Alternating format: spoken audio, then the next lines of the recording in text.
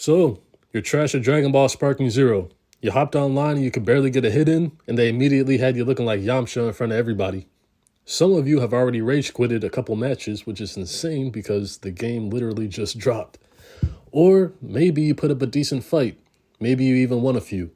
But you just couldn't retain everything Piccolo taught you in the tutorial. So you resorted to good old-fashioned button mashing. It's okay, we've all been there. The important thing is you want to get better. And you will. You definitely will. And once you do, you can really have fun with this game in all the different ways it was intended. And you'll be able to compete with the best of the best Sparking Zero players and maybe even see your username on the giant Jumbotron for ranked matches. Now, this video is going to be a bit different from some of the other tips and tricks videos you may come across. This is mostly going to be me offering some conventional wisdom and some advice as an original Budokai Tenkaichi player, rather than sharing some secret combos that only 1% to 10% of players have discovered how to pull off in battle. No, there's 1,000 different videos on that stuff already, and it's probably not super helpful if you're still trying to learn how to master the basics and get into your own groove of things. This video will be more so for beginners who are new to the Tenkaichi series as a whole and need some help adjusting. And that brings me to my first tip. Change your mindset. Many of us going into Dragon Ball Sparking Zero are anime fans and fans of the anime games as well.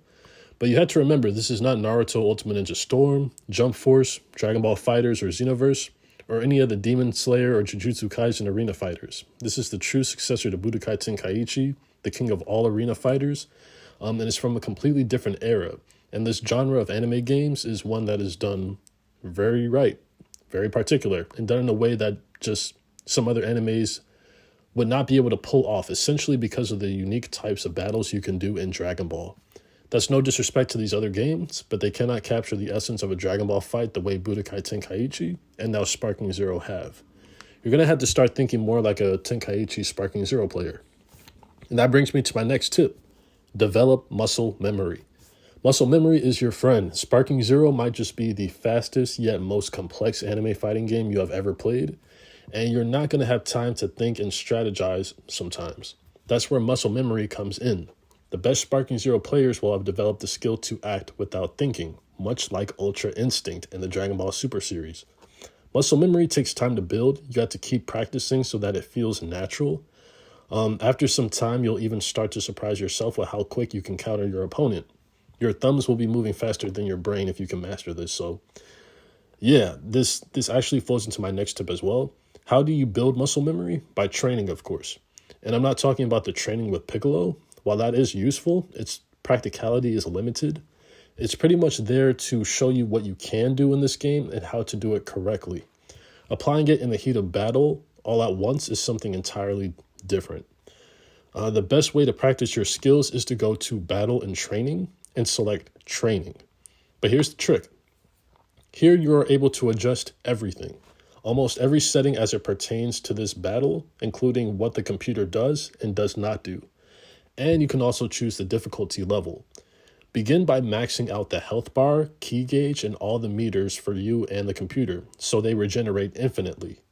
Give yourself all the handicaps possible in your favor so you can experiment with trying out every mechanic on your own terms until you get it right in a way that is natural for you to replicate against others. You can pick your own characters and your own team here too. You're not limited at all, so you can go crazy and experiment with different characters. Not just Gohan and Piccolo, but everyone on the roster. And learn things about this game in a way that is best for you, as many times as possible until they become muscle memory. Whether it's vanishes, beam deflections, counters, or any of the various offensive or defensive maneuvers, practice until it becomes your very own Ultra Instinct. Now, my next tip is focus. It's easy to get distracted by this game, anime games in general, but specifically this one because it's so beautiful and there's so many things you can do and marvel at. And just the stage is huge. So there's just so much you can do and get distracted by. But you have to remember that people are here to throw hands. This is not like, other games in Dragon Ball Sparking Zero. You can literally be on one side of the stage and then be on the other in a fraction of a second, all up on your opponent through like teleportation, super dragon dashes and, all these other abilities that you can pull off. If you aren't locked in, you're going to have a hard time defending yourself from incoming attacks, and you're going to lose a lot of health that could have been saved. Once the match starts, strategize, maybe gain some distance, create openings, or get in close if you're more, comfortable doing that, and make sure your timing is right. Be prepared for everything and try not to have too much wasted movement.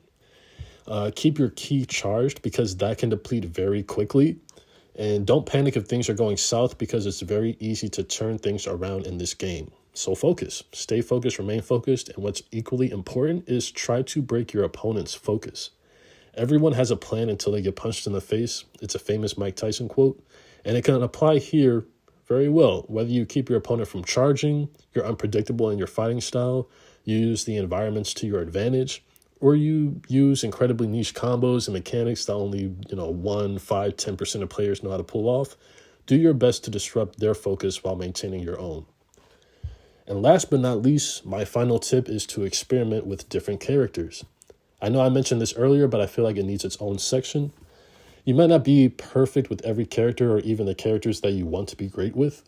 You may find some character that moves a little better than others in your opinion, or their techniques are faster and have better tracking. Characters you would never even think about trying out. But yeah, that's the thing. This game is unbalanced as hell, and every character is unique in some way, shape, or form. There's nearly 200 characters in this roster, which means you have so many options to choose from. And honestly, it keeps the game very exciting. If you find yourself losing frequently with one character, it could be because the players you're against have found their main that they work well with, not the main that they just so happen to like. You have to do the same. Try out different characters and maybe you'll have better luck with them. And now for a bonus tip. Just have fun. I know that sounds cheesy, but this game is supposed to be fun and exciting. There's no excuse for rage quitting and giving up. You're going to win some and you're going to lose some. But take your time with this game and invest in getting better. This isn't the type of game that only certain people can be good at. No, anyone can be great at this game if they put in the hours into it. Many of the best players put hours into this game as kids, so they'll have a natural advantage coming into this game, at least for now. We all aren't starting from the same place, but you can close the gap fairly quickly if you just put in the work. So have fun and play hard. But that does it for this video. I hope you find this advice helpful. Please like and subscribe if you did. It really helps me out as a new YouTuber. Now that Dragon Ball Sparking Zero is officially out for everyone, I hope you all have a great time learning the mechanics, developing your own play style, and exploring the game in full. Add me on PSN at Stardust Saiyan 13 so we can battle if you're looking for a nice, fun online match. And yeah, thanks for watching.